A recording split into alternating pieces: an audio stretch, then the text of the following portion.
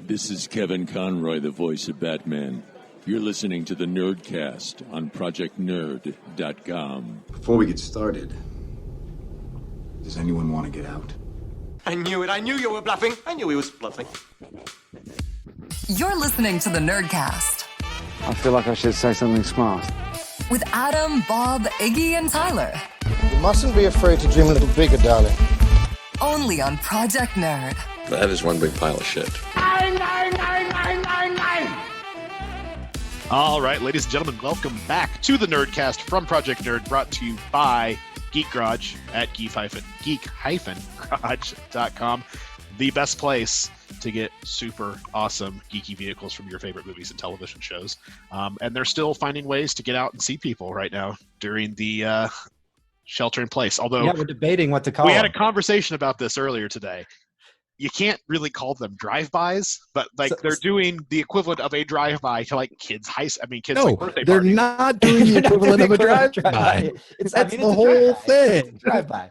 So what they're doing is they're taking zero shots fired. Yeah, they're taking these pop culture themed vehicles that they own and that you can follow and check out all their events, like I said, on the site. And they're organizing the events to where they're driving past kids' houses for the birthdays, because obviously they can't have birthday parties right now. I think they're labeling them as like mini parades or car parades or just some types of parade thing. But we keep referring we have to find something. Adam's not happy about us. Cruise. We said cruise buys or cruises, but you can't really cruise right now. Cruises are canceled right now. Cruises are canceled.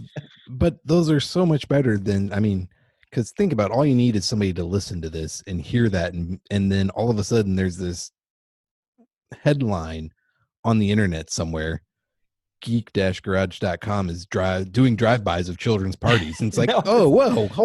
It doesn't read well. Nerd.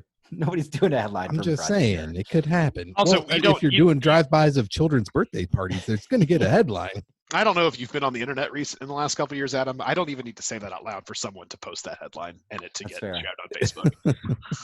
That's fair. Well, it is Adam, Iggy, Tyler, all here for this episode, and we unfortunately haven't been doing any drive-bys. We've all been stuck at home. I think that was something else we were talking about. Tyler's enjoying the fact that he gets to work from the same desk he gets to play. Oh my God! My question is for everyone in the party is how many people, and I will put myself in this group of people, have at some point during their lives at work thought, man, it'd be really cool to be able to just work from home, roll out of bed 5 minutes before work, not put on any pants, just rock into the pajamas, sleep in a little bit, log in on my computer, do some telecommuting, and then have now been forced into that life for the last 3 weeks and decided, oh, this is awful. I hate everything about it.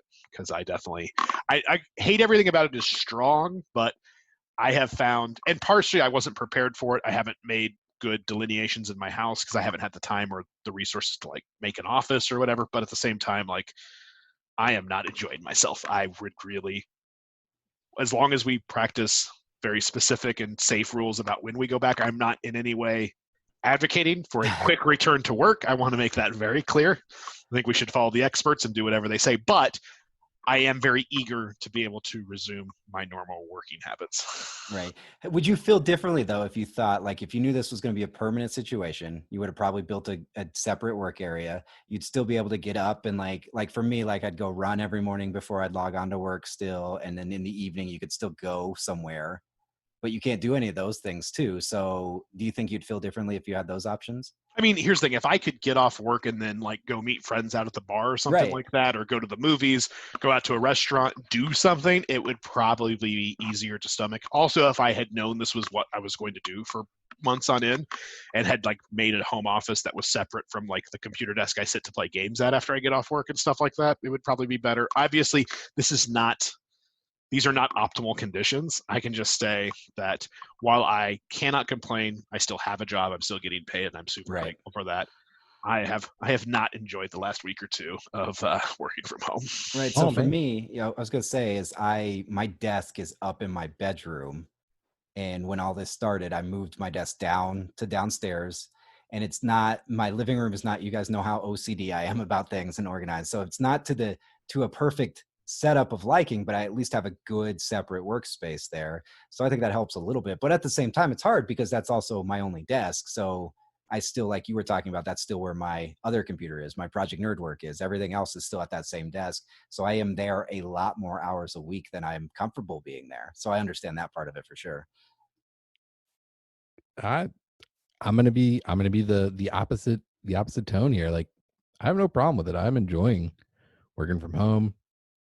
I've got less space than either of you two do, and another person in that amount of space also working from home. There's a lot going on in my 400 square feet. Um, but it's great. No, we set up in the morning. We set up our table, which is not normally set up inside. We set it up inside in our front room, get our coffee and tea going, plug our computers in. We log in, start working, get to lunch, stop, have lunch together, take all the computers and everything and sit outside if the weather's nice. Do that. Oh, it's great. I love it. I'll tell you what I have done though, Tyler, is it's made me reconsider. I've always been a proponent of I'd rather work 4 10s than 5 8s, and I don't think I would like to do that now. Really? Yeah. I mean, I work 5 10s anyway, so I might as well. I mean, I make it sound worse than it is. I will say that the one thing that I noticed over the last couple of days that I have not done in years, which I think speaks to like I've managed to do work that I enjoy and I find engaging, is with the because the work I'm doing now is not the normal work that I normally do, so it's different and it's not something I get a ton of energy from. But for the first time since maybe school and or some jobs that I didn't really enjoy that much, I have find myself all day like checking the clock to see like how long it is until my next break or until lunch until I get off. And I honestly can't remember the last time I did that at work. So that's not a great sign, I don't think, counting the minutes and hours. So, well, here's the thing. It is hopefully temporary, and I'm glad to still have a job, so I'm not going to complain too much. But Right. I'm excited to go back and interact with other humans at my job. I also majority of the weekdays have 2 other workmates there that have to be basically taken care of because they're children. And again, another situation to where I think when I was asking you, Tyler, about if you knew this was a long-term thing, a permanent setup, if my kids weren't there all day doing their work on the same internet, like I would possibly feel differently as well. Because there's a lot of also I mean, as they've said, all the parents understand it. You're also being a teacher, a parent, and working from home if you do have the work from home situation set up. But I don't know. It's interesting. It is. Yeah, I don't think I can overstate how much better this would go if I could just, because I'm obviously isolating alone. I don't have anyone else in the house with me, so that part of it has become, as someone who values his alone time in a big way and is a big fan of like being alone and not speaking to other humans. It's been awful, and I guess I can't overstate how much probably easier it would be if I could like get off work and leave the house and right. Go over to someone's house or go to the bar, or go to a restaurant, go to a movie or something with some people. That would be nice. Very fair. Very fair.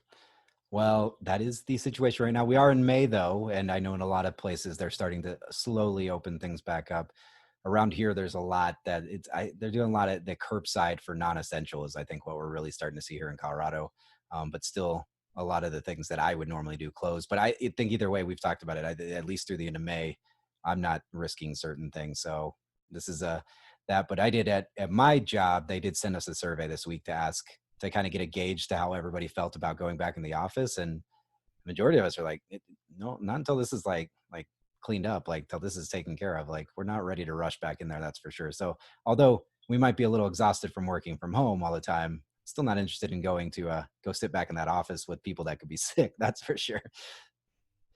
But I don't know. A lot of screen time. I think too, that's something we've been sharing with each other is we've had a lot of screen time, which speaking of, we have a lot of screen time things to talk about because that seems to be all the news right now and everything too. So last time we met a couple weeks ago, I mean, there's always a lot going on, but not to the level of we've seen the last couple of weeks. There's been a lot of announcements, a lot of news, and a few feel-good stories. One that I was really excited about, we shared over at Project Nerd, was the Andy Serkis reading The Hobbit for NHS charities. Did you guys catch a glimpse of that at all on Friday? Yeah, a little bit of it. I mean, you got to check it out, right? I didn't have whatever he ended up doing, 10, 12, 13 hours. I mean, I didn't have that kind of time on Friday.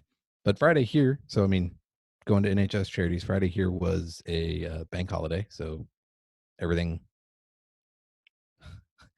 everything was already closed, but it was going to be closed anyway for holiday. It was also the 75th celebration of Victory in Europe Day from World War II. So big day over here, the cessation of hostilities on the continent.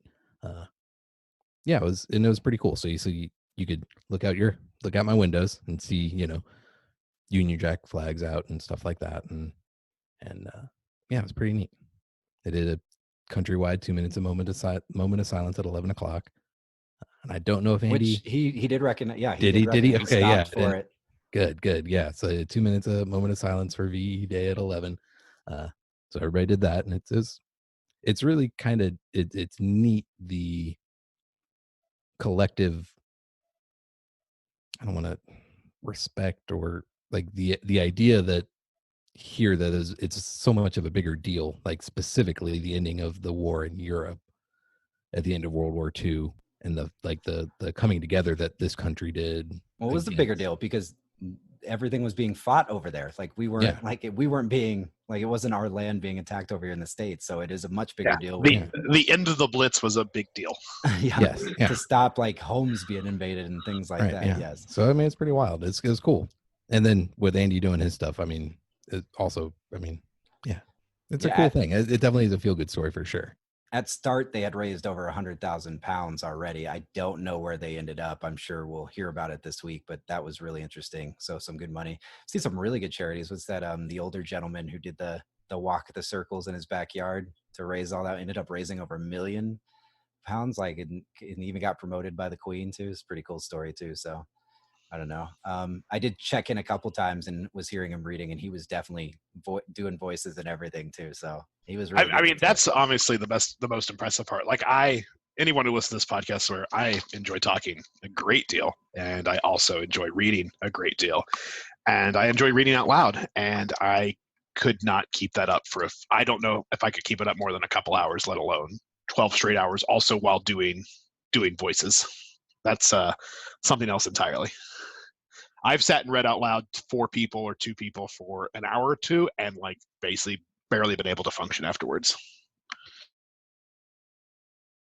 Right. No, for sure.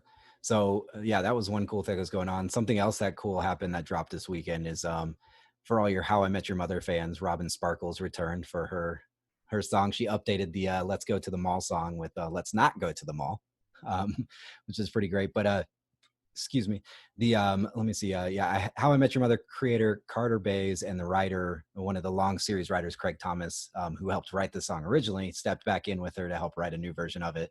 She plays it on the piano. You can find it over at Project Nerd. That's pretty fun. I know my son was a big fan of that show, so I sent him over the video of it too. So it's got some good Canadian stereotype accents going through it and everything like that. Also kind of reminded me of the good parts of that show, because I feel like for the most part, most fans feel like they have a bad taste left at the end of that show. So to kind of get some good, fun stuff from earlier in the series. If you go back and you watch it, Ted Mosby's kind of a dick. Like, I mean, when you really get down to it, you're just like, man, this guy is not the best kind of people. It's funny, but he's not a good guy. And so when you go back and you watch, you're like, man. I think the general consensus from most, even like hardcore fans of the show, is that Ted sucks. Like, Ted's kind of a dick and he's the worst, but it's okay because Barney's cool and Robin's cool and everyone else is pretty awesome. Yeah, I'd say so. A lot of shows like that you revisit, like if you've seen any Saved by the Bell stuff, like, and obviously they've made a whole web series out of it. Was it on Funny or Die with the like Zach Morris is trash or whatever? And now that show's coming back, and actually he's supposed to be back in the show, and it's like he's a politician, of course, is where he's ended up, is what his role is going to be. So it makes a lot of sense. But it's like you watch some of these characters that you're like, man, these were really terrible people. These were really terrible people that were kind of highlighted as the fun protagonists. Well, I mean, there's a bit of like just certain humor doesn't age well. Like the amount of jokes that you see in things, like there's some things that are that are evergreen, and because of the themes they talk about and the jokes they make, they're going to be fine forever. But then there's some that you go back, and even like beloved ones that you don't really remember, and then you'll find this random joke in it. You're like, oh yeah, I forgot that's problematic. Like some of that stuff just doesn't age well. There's a lot of like classic, you go back and you do like movie marathons and go back and watch like some classic, like for instance 80s comedies. You go back and watch a lot of 80s comedies, you're like, I did not remember how much blackface was in all of these movies. So much blackface in 80s comedy movies, between Fletch and Trading Places and like a lot of those movies. You're like, oh yeah, that's a classic. And you go back and watch it, like, oh, there's an entire scene with Dan Aykroyd in really offensive blackface for like 20 minutes. That is not awesome.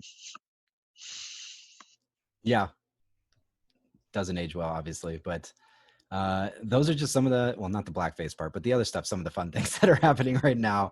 And I mean, even like simple things, like do you think back to like the 90s, how prevalent / how acceptable really like homophobic humor was?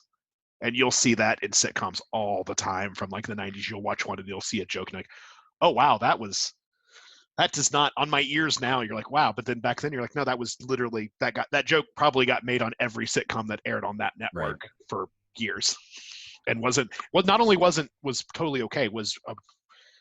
If anything, was like a cliche joke at that point. Yeah, which makes me think, I didn't look too much into it, but I did see the headline that fans are demanding Robert Downey Jr. to apologize for his blackface in Tropic Thunder now. And it's like some fans have got. Ooh, wait, what? Yeah, there's a headline of that people have. That can't be real. It's sure probably. It is silly. Anytime you say it can't be, let me remind you what timeline we're living in. Yes, what timeline? That's. But I feel like you've missed the whole point of it, right? Like that's. Yeah, I think the whole point is the point that he is doing that, and they're all everybody's already angry at him for doing that. And the fact that Hollywood, like Tyler was just saying, just openly casts him and pretends like it's nothing. So the Hollywood aspect of it's just like whatever. It's the whole set. It's like the stuff but like that one was done in. There's two reasons that Robert Downey Jr. got away with blackface in that movie. Now I'll take that back. There's three reasons Robert Downey Jr. got away with blackface in that movie. Reason number one is the framing mechanism for it was in fact a send up of whitewashing and pretentious actors thinking they can do anything, because he's not playing blackface. He's playing a super pretentious actor who thinks he can inhabit any role, like a Daniel Day-Lewis kind of character who then goes through a procedure to physically make himself black to play the role. And it's like it's a joke inside a joke inside a joke. Like it's this whole meta commentary on whitewashing and blackface and pretentious actors and stuff like that. So that's level one. Level two, the reason it worked is it's really well done in an incredibly well written movie and super funny. So like it's just a good movie.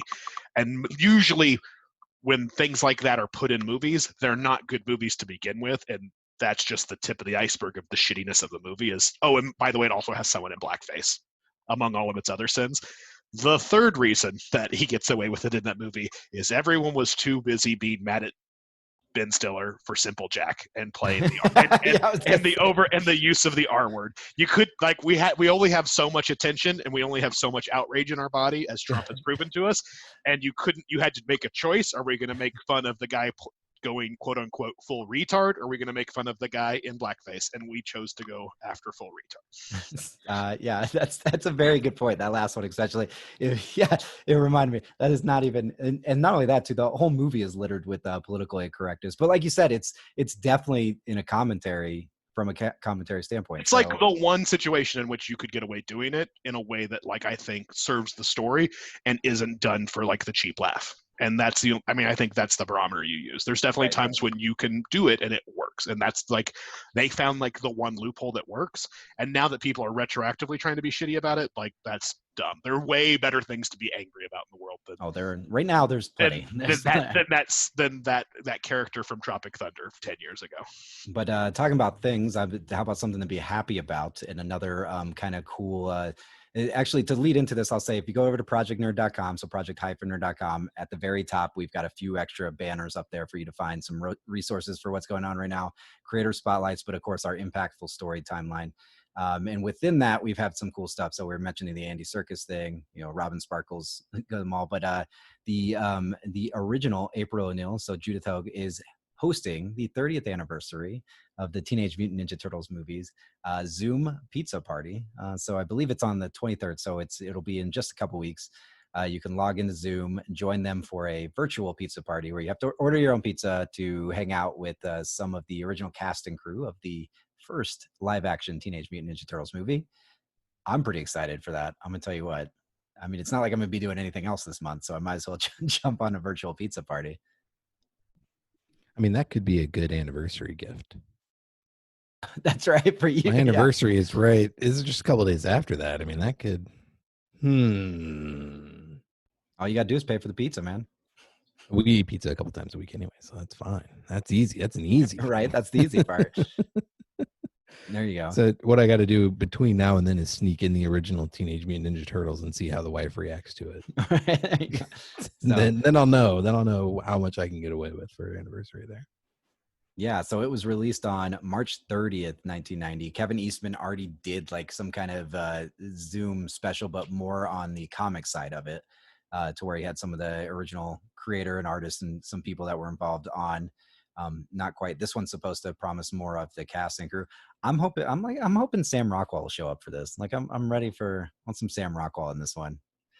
Do you think his role was big enough in the Ninja Turtles movie for him to make a cameo here in this watch party? I mean, who else are they going to get? Well, I mean, you have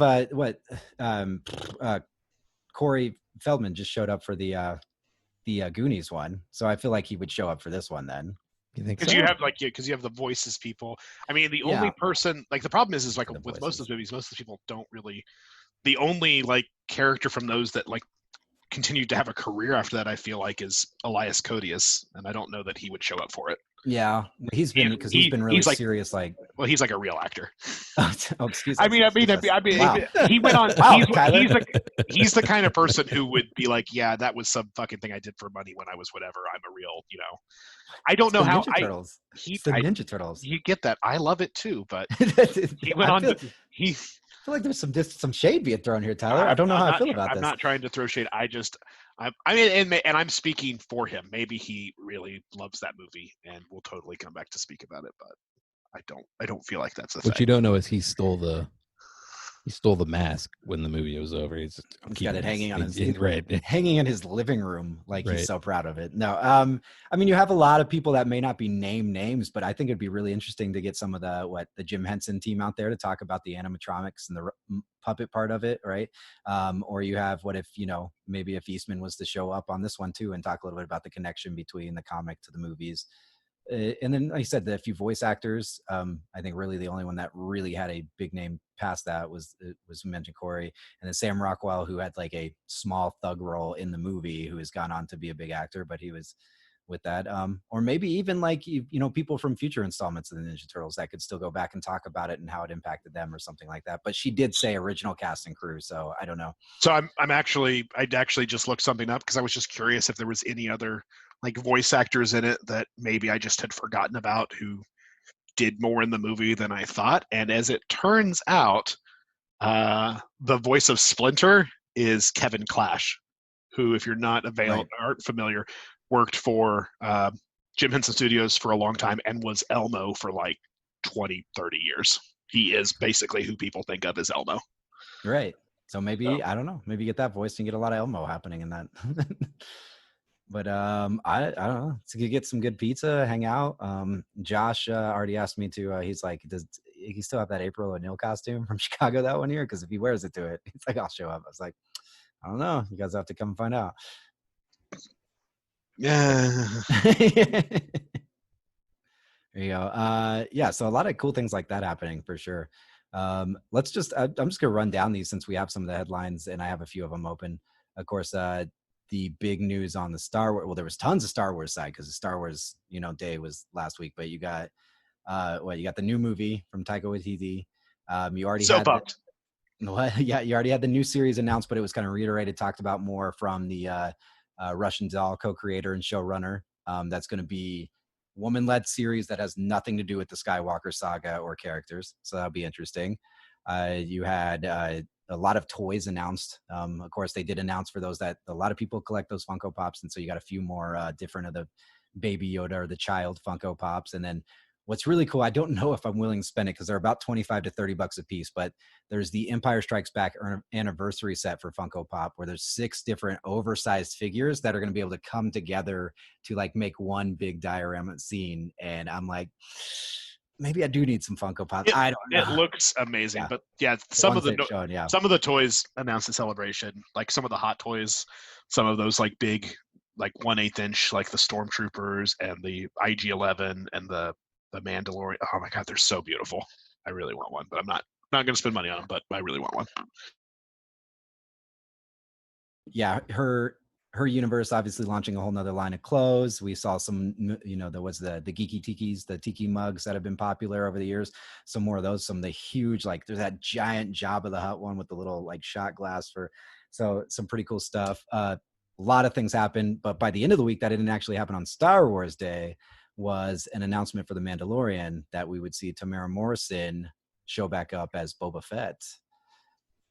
Super fascinating. Yeah.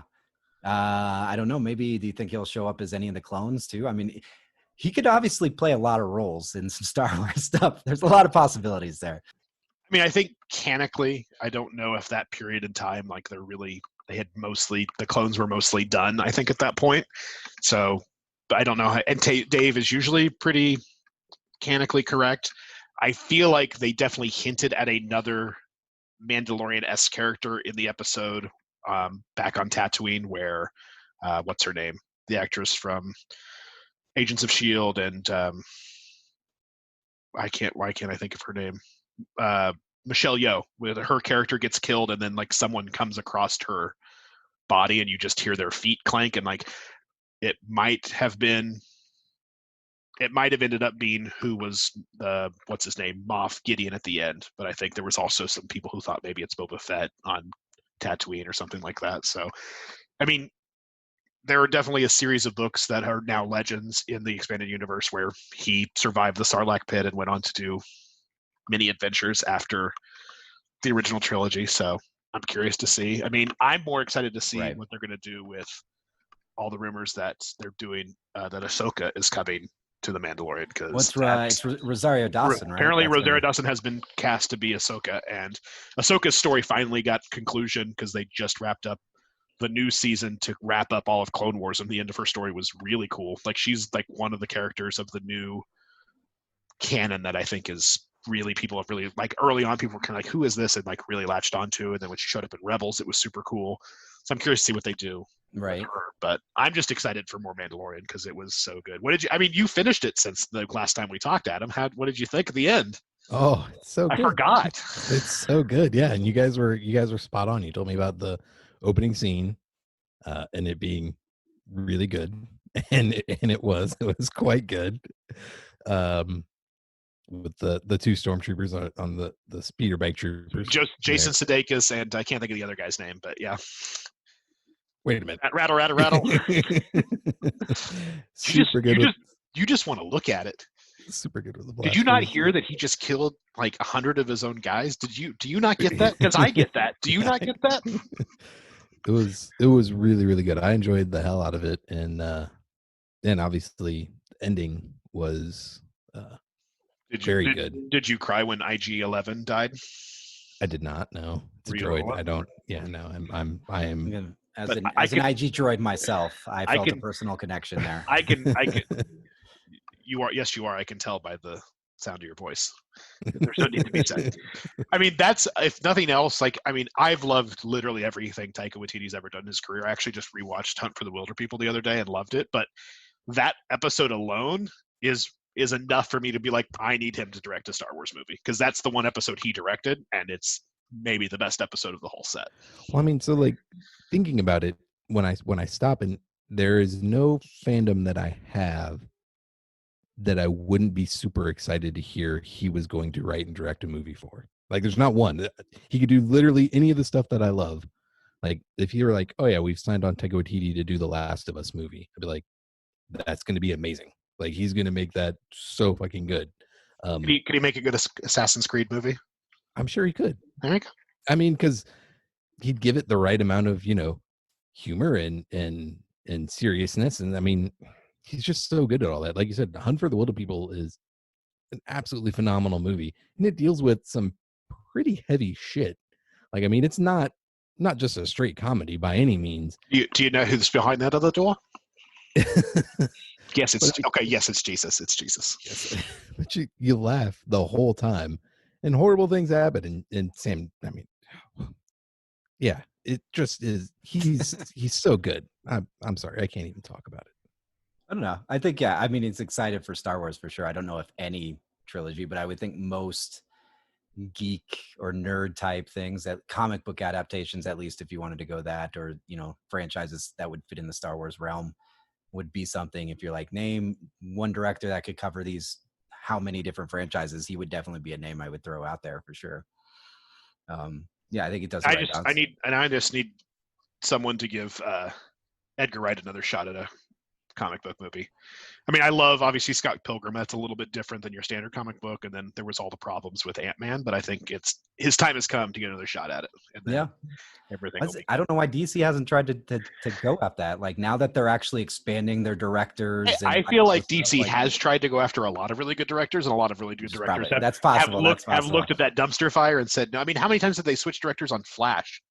Do they even have a director for Flash now? Flash went through like 17 different directors before it was even in pre-production. Right. Like every week, it's like there's a new director for the Flash movie. Like I don't even know anymore. It's because they keep going back and screwing up the timeline. So I mean, they can't help it. They get so far into the story, and then all of a sudden everything gets rechanged. I mean, damn it, Barry. It's Barry's fault for sure. But no, I mean, not to shit on DC, but yeah, I would be excited to see him. But like, that's not something Nerdcast would do. We would. Yeah, I think we've done it so many times. It's at this point like we're not even kicking a dead horse anymore. We've dug up the bones and are like bashing each other over the head with them. But I really Taika Waititi. I mean, he can do no wrong right now. Between the Thor movies and then Love and Thunder, everyone is super pumped about. The What We Do in the Shadows television show is on its second season right now, and it's still amazing, if not more amazing than it was before. What's his name?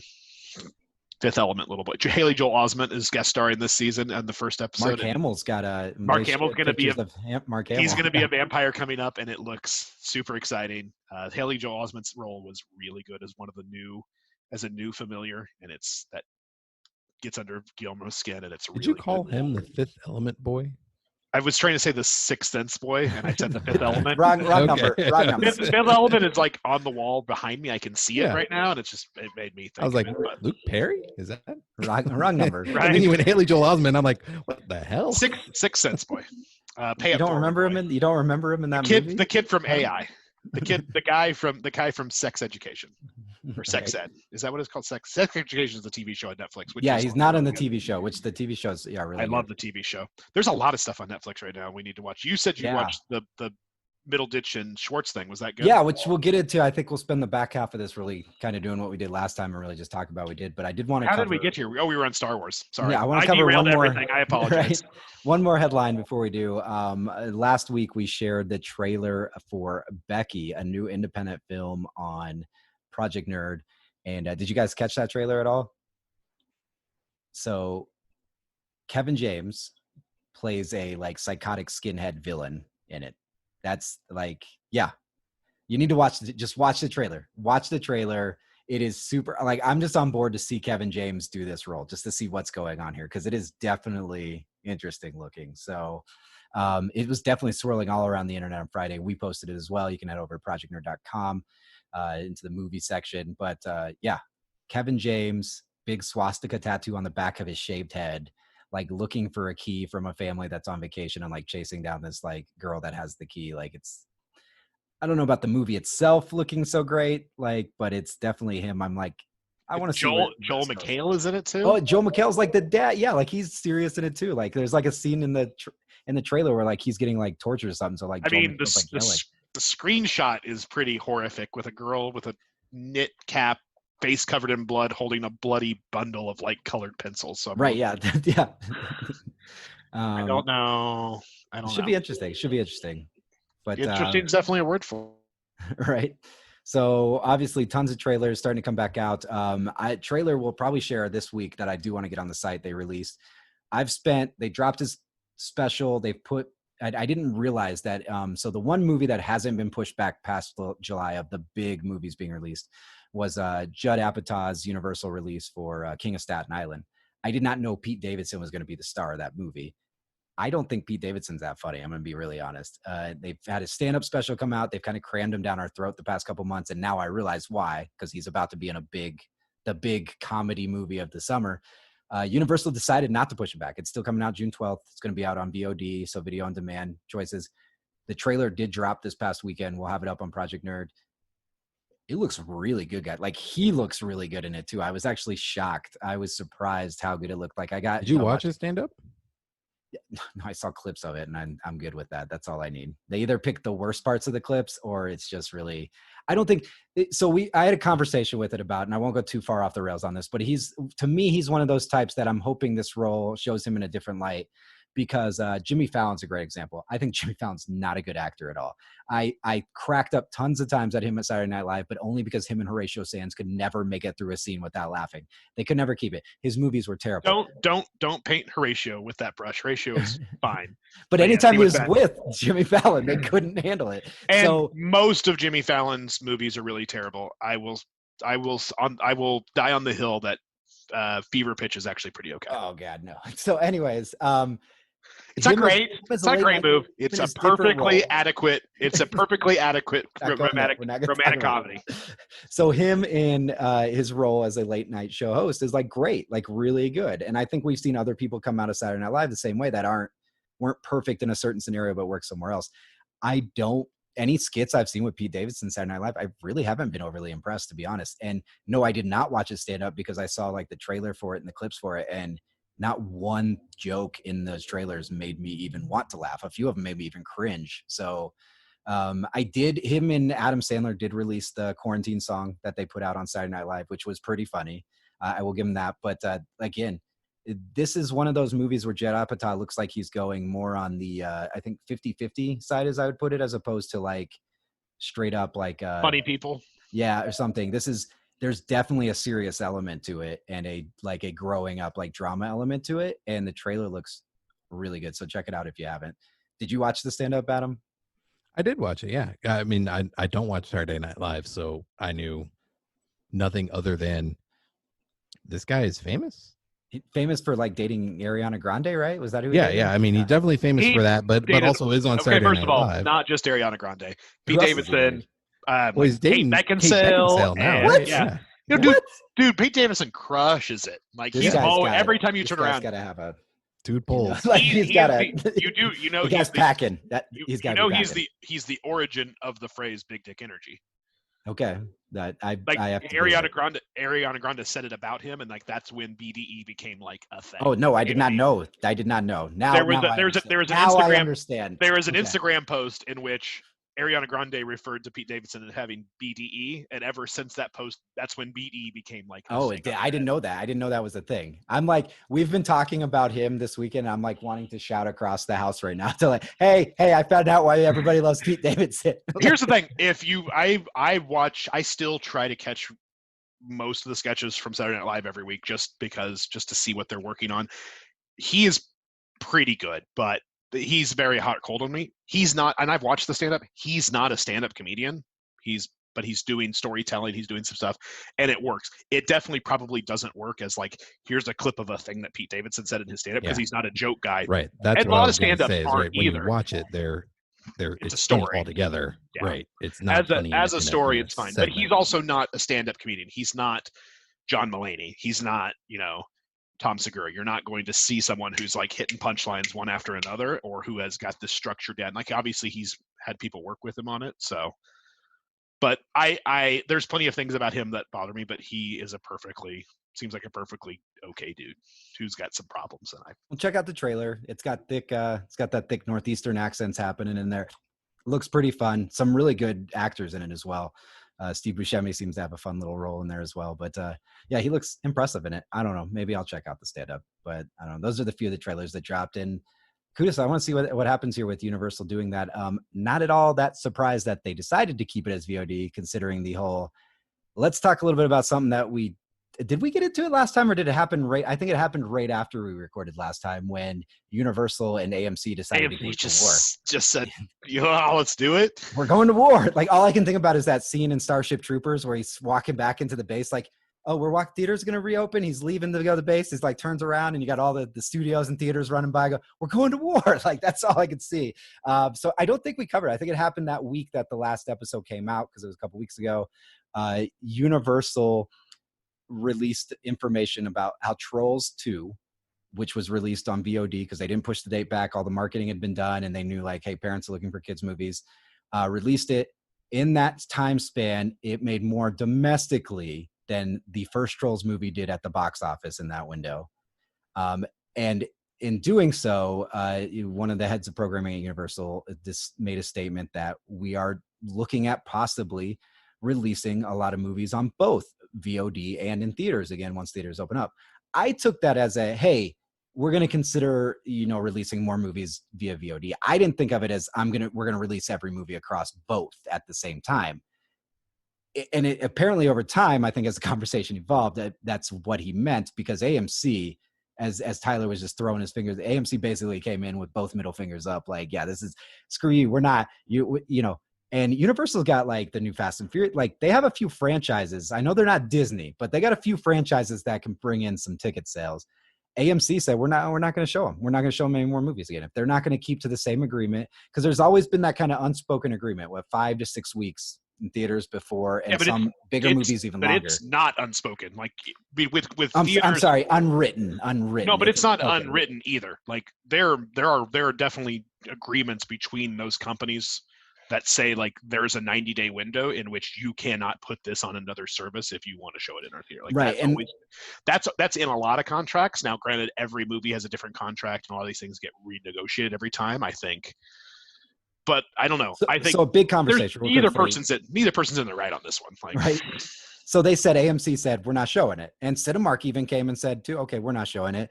Tim League over at the Draft House has come out because while all this is going on, the Draft House Theater is releasing their own VOD platform to survive this, has come out and been like, well, come on, guys, these two things aren't competing with each other. And of course he had to say that because then like a week later they announced their new platform. But yeah, AMC was definitely, and those statements were very strongly worded. You can head on over to Project Nerd to check them out. It is an interesting scenario. So not at all surprising that the big Universal comedy for the summer is going straight to VOD. Yeah. Well, I mean, I think there's a lot to unpack there. One is like movies get released direct to VOD all the time, but they're typically the kind of stuff that used to be direct to video. It was like the shitty sequel or the weird knockoff or whatever that no one knew about, that got bought up by some small studio that's a subsidiary of another small studio that's somewhere up the chain owned by a Universal or someone like that. And it got put in a bargain bin at Walmart like a week later kind of thing, but was on a shelf at Best Buy for, 10 minutes. And then there was also things go to VOD because they couldn't get big distribution. So then a smaller distributor said, hey, we're going to put this here. But then that all changed when Netflix and Amazon started saying, no, we're going to spend billions of dollars and we're going to straight to VOD like Scorsese movies. Like, we're not just messing. We're going to put Oscar winners out in not theaters. Like, that changed it.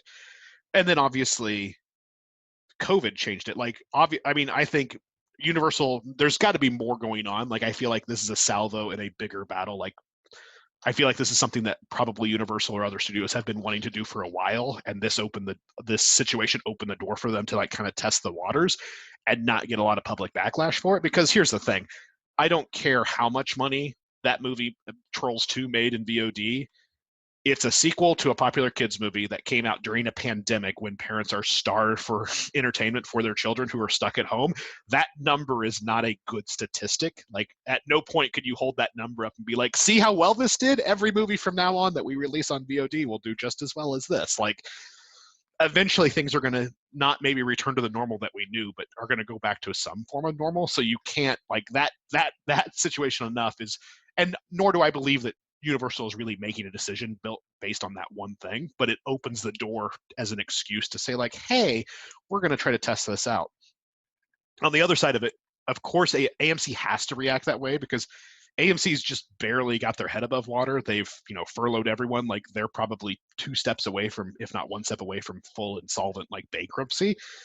They have to come out hard against this sort of stuff early on, Right. or they just they can't let these things go uncommented on, because it just makes it easier for them to get pushed to the side, Right. 6 And they months from were, now. as you mentioned, they were already struggling before this whole shutdown thing even happened. They reported a huge loss last calendar year, everything like that. I think it's a big thing too, but it's, I think you got to be right. Like there's got to be more to it. And I think for a while now, studios have seen the success of Netflix and all that. And almost all of these, like Universal, obviously, NBC Universal, you got Peacock, their streaming platform coming. You have all of these studios that are also networks, that are also whatever, that are releasing these platforms and testing this VOD out and releasing it for a limited time on there, and then putting it on their platform where they're getting the monthly subscription. Like you said, you're seeing Netflix do it so well that they're all going to take a look at how that works and everything too.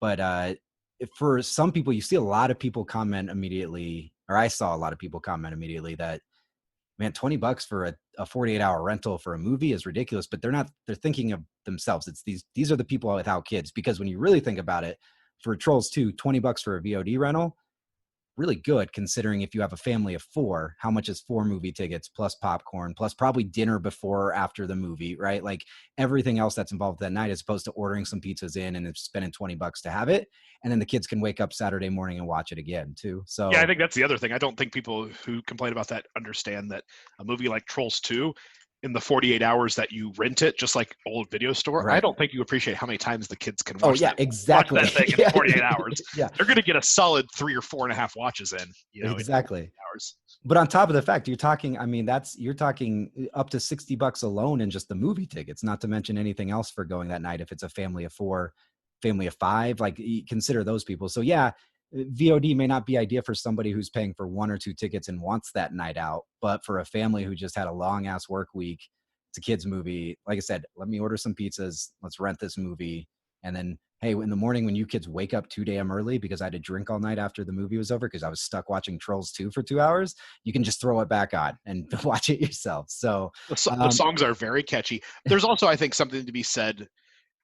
I mean, you wouldn't want to do this with your big tent poles. Like, I don't think you're going to see Universal do this with Fast and the Furious or anything like that. But if for some of your smaller movies that were never going to be, $500 million behemoths to begin with, why not just take the path of least resistance, make almost as much, if not as much money as you were going to make in theater, and not have to compete against Disney, like not have to even play the game. That right? Or even let's talk short term. Let's talk about the fact that theaters may not be at full capacity for upwards to another year after they open up, right? Like, so if I have, Christopher Nolan's Tenet coming out and I want to show that across 8 screens now because I can only fill up a theater half, maybe a quarter of the way I normally would.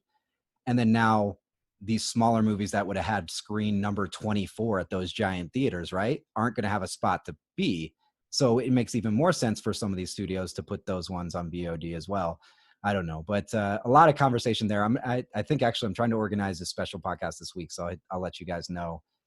Obviously, the audience will know once we air it, but trying to organize one that just looks exclusively at the theater, like future for it, with the High Five guys joining us as well. So we'll keep you posted on that. We got about 12, 13 minutes left. Tyler, you hit on a little bit about watching certain things. So I wanted to spend, like we did last time, since everybody's stuck at home streaming a lot of stuff. What have we been watching? What do we feel about it? Recommend it, stuff like that. So I don't know. Let's dive into it. What'd you guys stream this past, I guess, couple weeks? Hop in there. Finished The Mandalorian, obviously. Stayed on Disney Plus, watched and finished The World According to Jeff Goldblum, which is just a delight. Jeff Goldblum is a truly wacky individual. I do love the way you say that, though. He's just a delight.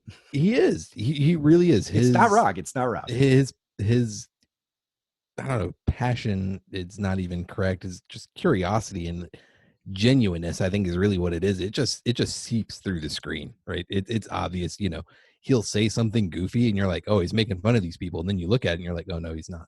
Like, it's just wow. Exactly. Yeah.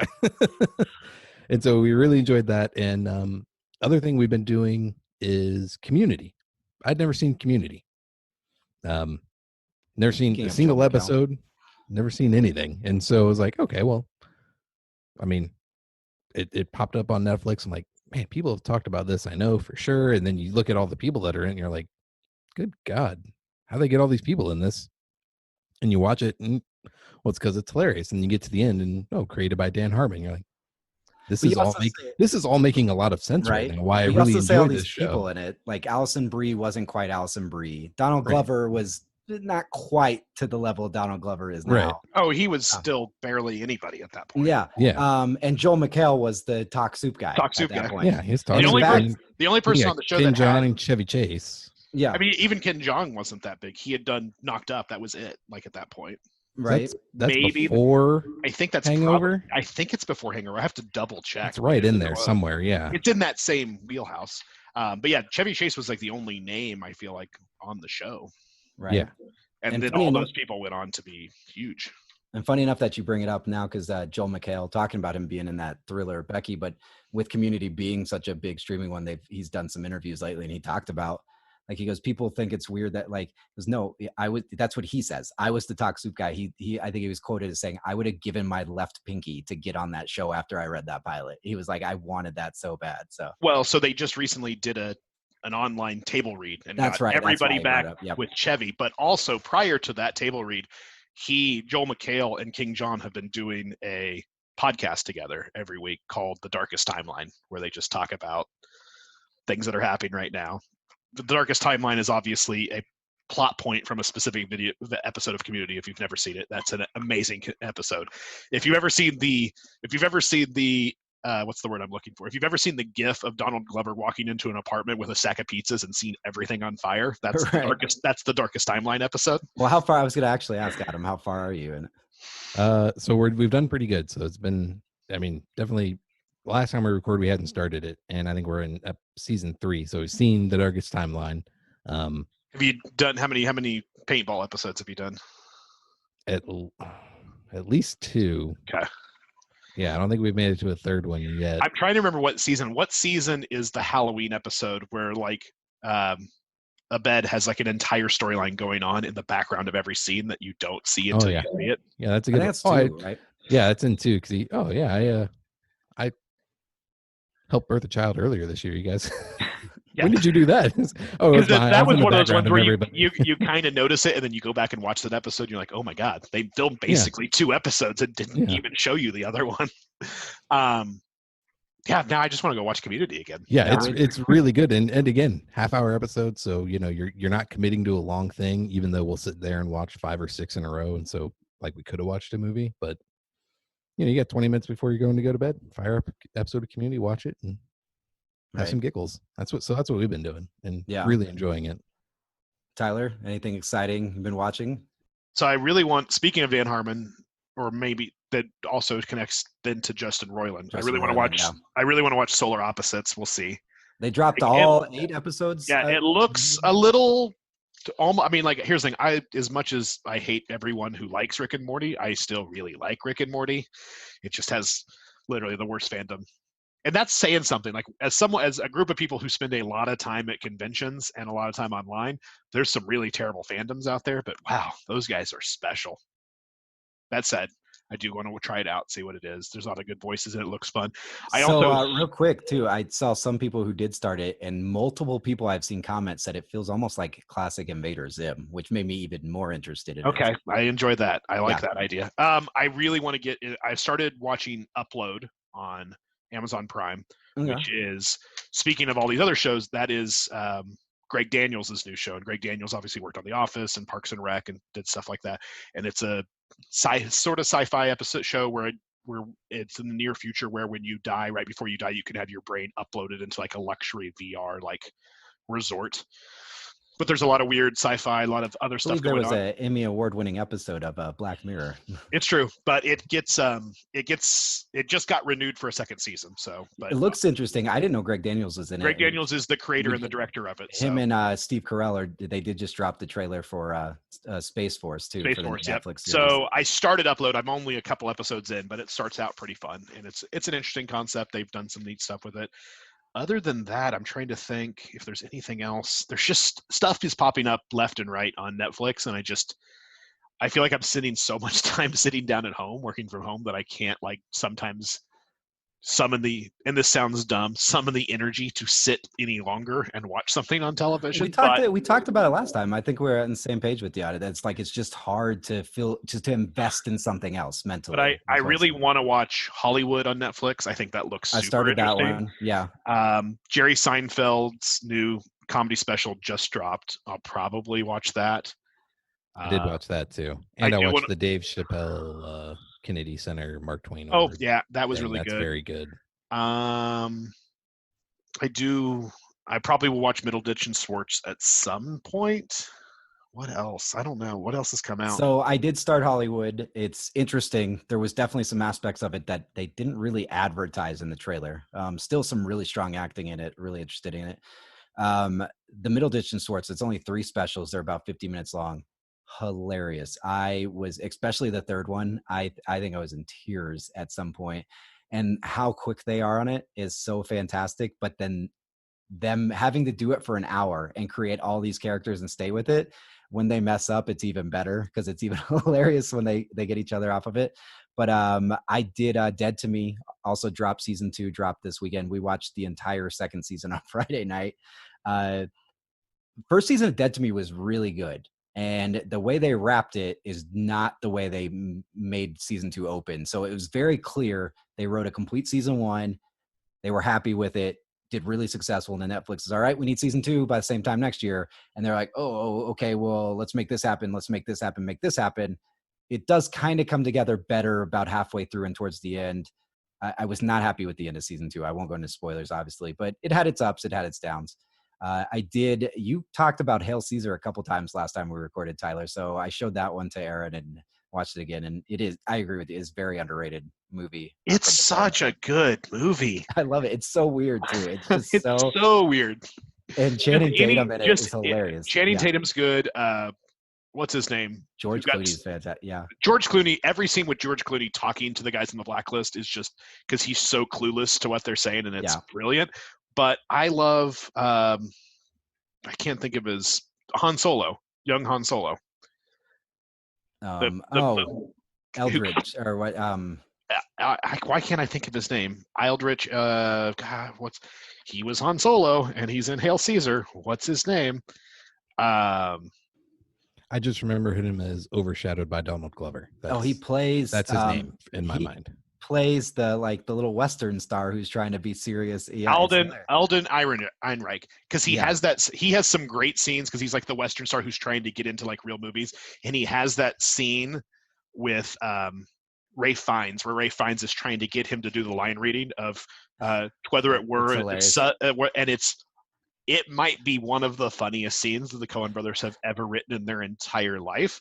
And it's literally just 2 people repeating the same line to each other for a solid 5 minutes. And it's pure brilliance. It's great. That's on Netflix too, recently added. So I did watch that one again. I do like it. So I don't know, a lot of good stuff right now, but we are running short on time. So I still try to get the series together. So head on over to projectnerd.com. You might see where we're recommending what to watch each week. We're trying to get a few of those things together, but you can also check out all the other amazing content we have on at projectnerd.com. And of course, if you're picking up this podcast on the Project Nerd podcast feed via Apple, Google, Stitcher, Spotify, wherever you're getting it, remember we have multiple podcast feeds, tons of podcasts. Go to projectnerd.com, project-nerd.com/podcasts. And you will see at least a dozen podcasts, including our brand new Learning to Play Dungeons and Dragons podcast, where one of our pro nerds is teaching people some of the basics of it. Episode 2 just dropped with basic character development. Episode 3 is diving deep into like races and subclasses and everything for people. I know Adam is starting his campaign, and we've talked about it some. I know Tyler, and hearing this is just getting me even more excited for wanting to play some more D&D. But check that out. Obviously, other podcasts coming soon. We've long promised you #sportsball. Of course, when we were going to start recording that, well, there was no #sportsball. But we are definitely going to get that going, as there are some things evolving and some cool stories happening there. All kinds of podcasts, but all kinds of content too. We mentioned a lot of trailers we're dropping, a lot of the other articles, a lot of cool things, keeping you up to date on everything that's happened in the coronavirus world that we're in right now in this pandemic. So resources, feel good stories, the stuff you want to read about, good people doing good things. So check all that out. And of course, get out there, get online. Well, don't get out there, get online out there and check out your local, your local creators, local comic shops, your friends, those artists, all those people you normally see at Comic-Con. Remember, they don't have Comic-Con right now. Not even through July. Even the big San Diego Comic-Con is canceled. So make sure you get out there, support them, buy their stuff online. They can ship it right to you. Check it out. I don't know. That's about all I got. Gentlemen, any last closing thoughts? We won't do a round of final thoughts because we're at time, but anything we should throw out there before we head out for another week or so?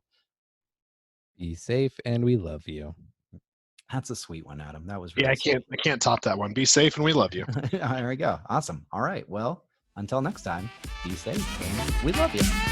Hey, Pro Nerds, thanks for listening to the podcast. If you like the Nerdcast and other amazing Project Nerd podcasts, please go give us a subscription, a like, a review, wherever you find us, as we need your love and support to continue making awesome content. Next week, we'll be back with another great episode of Nerdcast, as well as other original Project Nerd podcasts.